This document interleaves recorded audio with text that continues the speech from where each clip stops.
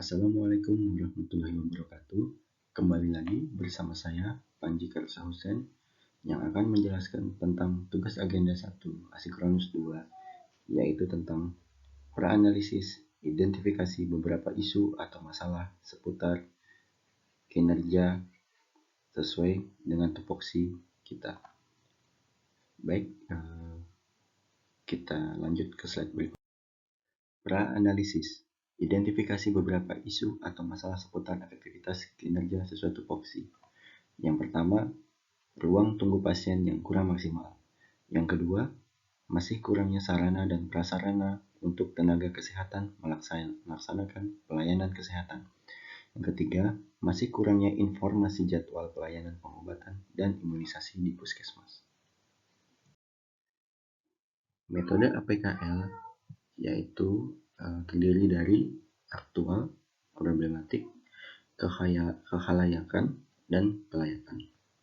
Jadi 3 isu yang saya angkat yaitu ruang tunggu pasien yang kurang maksimal, masih kurangnya sarana dan prasarana untuk tenaga kesehatan melaksanakan pelayanan kesehatan, dan masih kurangnya informasi jadwal pelayanan pengobatan dan imunisasi di puskesmas. Jadi dari 3 isu ini, aktual, problematik, kekhalayakan, dan kelayakan, semua di kesimpulan ya. Jadi semua isu ini bisa kita ambil untuk dijadikan problem atau masalah yang ada di tempat kerja sesuai dengan tupoksi. Baik, kita lihat di sini ada keterangan nilai, ada 5, 4, 3, 2, dan 1. Jika 5 dia sangat urgen, 4 urgent, ketiga cukup urgent, 2 kurang urgent, dan 1 tidak urgent.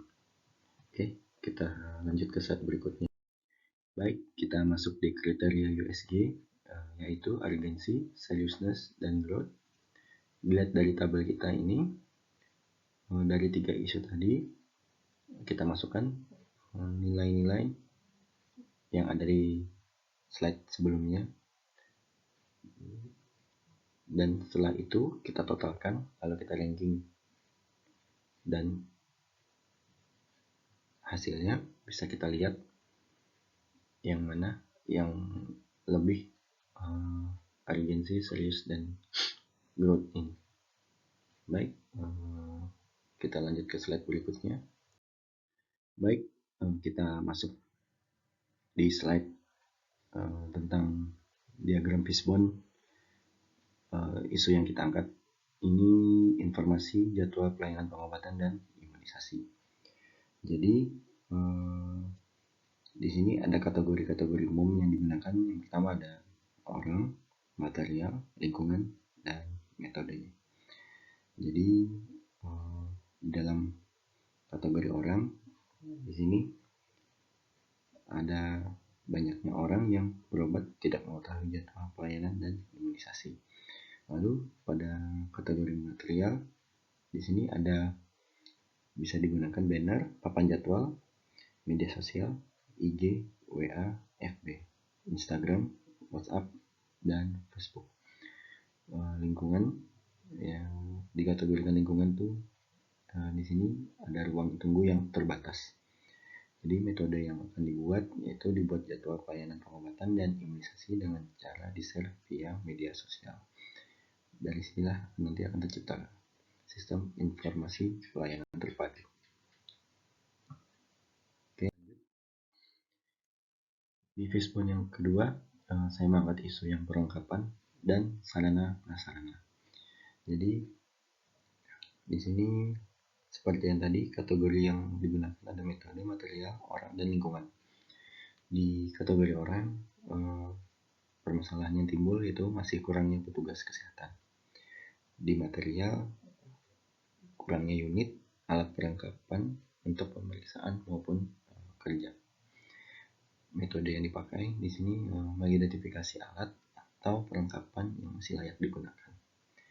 dan lingkungannya, ruangannya yang terbatas. Dari sini nanti akan terciptanya pemenuhan sarana dan prasarana untuk tenaga kesehatan. Lanjut. Nah, kita masuk di analisis SWOT untuk isu yang informasi jadwal pelayanan pengobatan dan imunisasi. Di strength, di sini yang pertama ada pembuatan papan informasi banner. Yang kedua, share informasi via sosial media. Kelemahannya atau weakness-nya, yang pertama biaya pembuatan papan informasi dan banner. Yang kedua, PIC pembuatan papan informasi dan banner. Yang ketiganya, PIC admin yang melakukan share via sosmed secara berkesinambungan. Opportunities-nya, peluangnya itu yang pertama, pasien mendapatkan informasi yang akurat. Yang kedua, waktu pasien tidak akan terbuang karena minimnya informasi. Threat-nya, yang pertama, pasien tidak mendapatkan pelayanan. Yang kedua, waktu pasien terbuang karena minimnya informasi. Lanjut, analisis SWOT isu yang kedua tadi yang sarana dan prasarana. Strength-nya, kita bisa mengajukan budget untuk penambahan alat, sarana, dan prasarana. Weakness-nya, budget puskesmas terbatas. Opportunities-nya, disetujuinya budget untuk membeli alat, sarana, dan prasarana. Threat-nya, tidak disetujui pengajuan budget sehingga memperlambat pemenuhan sarana dan prasarana. Baik, sekian penjelasan dari saya. Atas perhatiannya, saya ucapkan terima kasih. Wassalamualaikum warahmatullahi wabarakatuh.